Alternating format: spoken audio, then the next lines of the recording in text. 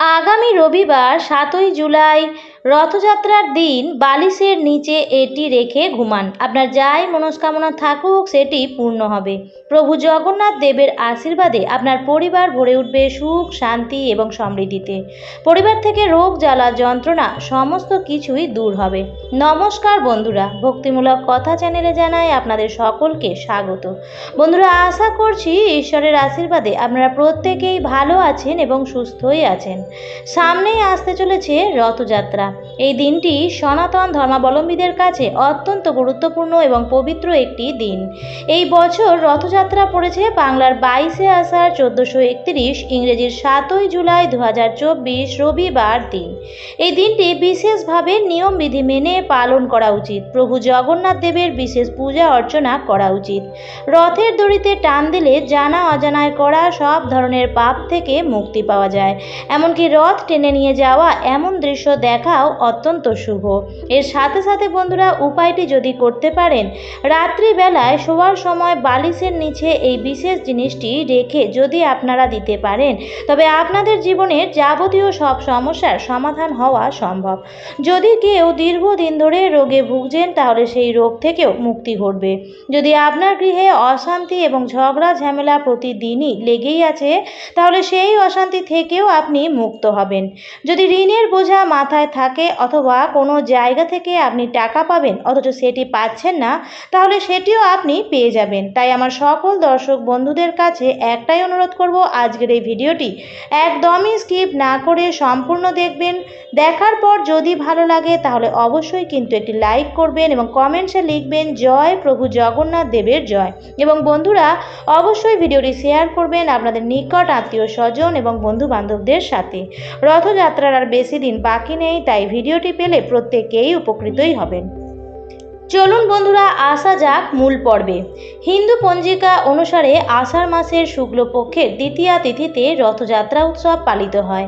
এই দিন জগন্নাথ দেব তার দাদা বলরাম এবং বোন সুভদ্রার সাথে রথে চড়ে মাসি গুন্ডিচার বাড়ি যান। এই দিন যে কোনো শুভ কাজ করা যেতে পারে। খুঁটি পুজো থেকে শুরু করে দুর্গা পুজোর সূচনাও হয় এই পবিত্র রথযাত্রার দিনে।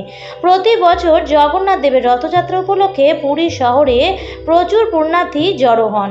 হিন্দু ধর্মের জগন্নাথ, বলরাম এবং সুভদ্রার রথযাত্রার বিশেষ মাহাত্ম্য রয়েছে। জগন্নাথ অর্থাৎ জগতের নাথ যিনি। জগন্নাথ দেবকে শ্রী বিষ্ণুর অবতার শ্রীকৃষ্ণের আর এক রূপ বলে মনে করা হয়। তাই বন্ধুরা, এই বিশেষ দিনে বাড়িতে যদি জগন্নাথ দেবের বিগ্রহ থাকে বা কোনো পট থাকে, তাহলে বিশেষ পূজা অর্চনা করা উচিত। যেহেতু প্রভু শ্রী জগন্নাথ দেব নারায়ণেরই রূপ, তাই নারায়ণের যদি কোনো বিগ্রহ থাকে তাহলে সেখানেও বিশেষভাবে পূজা অর্চনা করা উচিত। যদি নারায়ণের কৃপা দৃষ্টি না থাকে তাহলে লক্ষ্মী লাভ কোনোভাবেই সম্ভব নয়। বন্ধুরা, এই পবিত্রতম দিনটিতে খুব সকাল সকাল ঘুম থেকে উঠে যাবেন। বেশি বেলা পর্যন্ত এই দিন ঘুমাবেন না এবং উঠেই স্নানের আগেই ঘর বাড়ি পরিষ্কার পরিচ্ছন্ন করে নেবেন। রথযাত্রার দিনটি একটি অত্যন্ত পবিত্র দিন, তাই এই দিনটি মা লক্ষ্মী লাভের দিন, অর্থাৎ মা লক্ষ্মী এই দিন গৃহস্থ বাড়িতে প্রবেশ করেন। তাই তার প্রবেশের পথে আপনার ঘর বাড়ির অপরিচ্ছন্নতা যেন বাধা হয়ে না দাঁড়ায়। এই দিন গঙ্গা স্নান করা অত্যন্ত ভালো, তাই যদি সম্ভব হয় এই দিন অবশ্যই গঙ্গা স্নান করবেন। অনেক পুণ্যার্থী আছেন যারা রথযাত্রার দিনে পবিত্র নদী বা গঙ্গাতে স্নান করেন। আর যদি আপনার পক্ষে সম্ভব না হয় তাহলে আপনি বাড়িতেই স্নান করতে পারেন এবং স্নানের জলে নিম পাতা মিশিয়ে স্নান করবেন। এর ফলে আপনার মনে এবং শরীরে যত নেগেটিভিটি আছে সেগুলি কিন্তু দূর হয়ে যাবে। স্নানের পরে বস্ত্রে, মাথায় ও সারা ঘরে গঙ্গা জলের ছিটে দিয়ে দেবেন। স্নানের পর আপনার ঠাকুর ঘরে প্রভু শ্রী জগন্নাথ দেব থাকলে তার বিশেষ পূজা অর্চনা করে নেবেন। না থাকলে নারায়ণের পূজাও করতে পারেন, ভগবান শ্রীকৃষ্ণের পূজাও করতে পারেন, কিন্তু পুজো অবশ্যই করবেন। সেই দিন নারায়ণ ভগবানকে বা প্রভু জগন্নাথ দেবকে কাঁঠাল, কলা এই ফলের ভোগ অবশ্যই নিবেদন করবেন। এবং যদি সম্ভব হয় কাছে পিঠে রথযাত্রার উৎসব পালিত হচ্ছে এমন কোনো মন্দির যদি থাকে, তাহলে সেখানে গিয়েও কোনো একটি মৌসুমি ফল নিজের মনস্কামনা জানিয়ে জগন্নাথ দেবকে নিবেদন করবেন। সাদা বাতাসা, মিছরি, তুলসী পাতা সহযোগে নিবেদন করবেন, এতেও কিন্তু মনস্কামনা পূর্ণ হয়। এবং একটি তুলসী পাতার মালা বানাবেন, 108টি পাতার মালা। আর যদি সম্ভব না হয় তাহলে 21টি পাতা নিয়ে একটি মালা বানাবেন এবং সেই মালাটি প্রভু জগন্নাথ দেবকে পরিয়ে দেবেন এবং প্রভুর সামনে প্রদীপ ধূপকাঠি ধরিয়ে তার প্রিয় ভোগ নিবেদন করে নৈবেদ্য সাজিয়ে পুজো দিয়ে দেবেন। যদি শ্রীকৃষ্ণের বিগ্রহ থাকে তাহলে সেখানেও আপনি এই কাজটি করতে পারেন। তুলসী পত্র ছাড়া কিন্তু প্রভু শ্রী জগন্নাথ দেবের পুজো হয় না। তাছাড়া প্রভু শ্রী জগন্নাথ দেবের পুজোতে সাদা ফুল, হলুদ ফুল, পদ্ম ফুল, তুলসী পত্র অবশ্যই লাগে। ভোগে তুলসী পত্র অবশ্যই দিতে হয়। এভাবেই আপনারা পূজা অর্চনা করে নেবেন এবং তারপর প্রভু জগন্নাথ দেবের প্রসাদ খেয়েই উপবাস ভঙ্গ করবেন। সেদিন দান দক্ষিণা করাও অত্যন্ত পুণ্যের কাজ, তাই কোনো গরিব অসহায় ব্যক্তিকে আপনি আপনার সাধ্যমতো দান করতে পারেন। খাদ্য বা অর্থ হিসেবেও দান করতে পারেন, অথবা মন্দিরের ব্রাহ্মণকেও আপনি দান করতে পারেন। সেই দিন যদি আপনার বাড়ির দরজায় কেউ আসে তাহলে কাউকে খালি হাতে ফেরাবেন না। সেই দিন মিষ্টি মুখ করার দিন, তাই এই দিন মিষ্টি মুখ করিয়ে তারপরেই তাকে বিদায় দেবেন। এমনকি অবলা পশু পাখিও যদি আসে তাহলে তাদেরও খাদ্য দেবেন, দূর দূর করে তাড়িয়ে দেবেন না। রথযাত্রার এই দিনটি এতটাই পবিত্র দিন যে এই দিন শুভ কাজ করার জন্য পঞ্জিকাতে কোনো রকম শুভক্ষণ দেখার প্রয়োজন হয় না। আপনি কোনো নতুন কাজ শুরু করতে পারেন, গৃহপ্রবেশ থেকে শুরু করে ভিত পুজো, কোনো জিনিস ক্রয় করতে পারেন। তাই এই দিনটি অত্যন্ত শুভ। তাই এই দিন কোনো রকম পাপ কাজ করবেন না, যার ফলে প্রভু শ্রী জগন্নাথ দেবের কৃপাদৃষ্টি থেকে আপনি বঞ্চিত হন। সেই দিন সকালবেলায় তুলসী গাছে জল অবশ্যই দেবেন এবং সন্ধ্যাবেলায় তুলসী গাছের পাশে প্রদীপ ধূপকাঠি অবশ্যই ধরাবেন।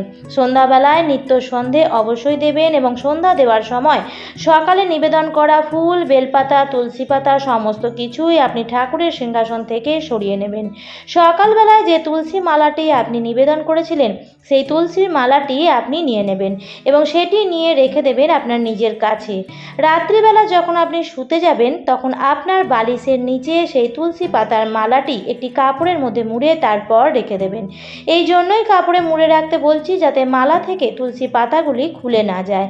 তাই একটি পরিষ্কার হলুদ শালু কাপড়ে রাখবেন এবং তারপর আপনার বালিশের তলায় রেখে দেবেন এবং রাতে শুতে যাওয়ার আগে জগন্নাথ দেবকে মনে মনে স্মরণ করবেন এবং আপনার মনস্কামনা জানাবেন এবং তারপর আপনি সেই বালিশে মাথা রেখে শুয়ে পড়বেন এবং প্রভু শ্রী জগন্নাথ দেবের আশীর্বাদ ধন্য সেই তুলসী পাতার মালাটি যদি আপনি সারা রাত নিজের মাথায় রাখতে পারেন তাহলে বন্ধুরা প্রভু শ্রী জগন্নাথ দেবের আশীর্বাদ আপনি অবশ্যই পাবেন এবং সারা দিন আপনি সৎ থাকবেন, সৎ কাজ করবেন, কারোর কোনো খারাপ চিন্তা মনে আনতে দেবেন না। প্রত্যেকের ভালো করার কথা ভাববেন, তাহলে দেখবেন প্রভু জগন্নাথ দেব আপনার অবশ্যই আপনার মনস্কামনা পূর্ণ করবে।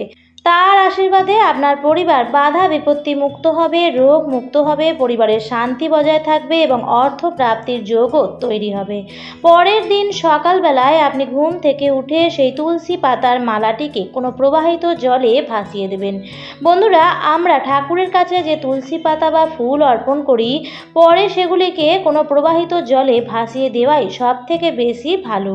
তাই বন্ধুরা এই মালাটিও আপনি কোনো প্রবাহিত জলে ভাসিয়ে দেবেন। যদি বন্ধুরা কোনো ঋণ থেকে মুক্তি পেতে চান তাহলে সেই তুলসী পাতার মালাটিকে আপনি আপনার বাড়ির লকারেও রাখতে পারেন, আর যদি লকারে রাখতেই চান তাহলে 1 বছর ব্যাপী রাখতে পারেন, তারপর জলে ভাসিয়ে দেবেন। বন্ধুরা, আজকের পর্বটি আমি এখানেই শেষ করছি। আশা করছি আজকের ভিডিওটি আপনাদের একটু হলেও ভালো লাগলো এবং উপকারে লাগলো। এই ভিডিওটি থেকে যদি ভালো লাগে তাহলে অবশ্যই লাইক, কমেন্ট, শেয়ার করবেন। বন্ধুরা, অবশ্যই চ্যানেলটিকে সাবস্ক্রাইব করে আমার সাথে থাকবেন। দেখা হবে নতুন আরেকটি পর্ব নিয়ে। ভালো থাকবেন, সুস্থ থাকবেন। ভিডিওটি দেখার জন্য অসংখ্য ধন্যবাদ।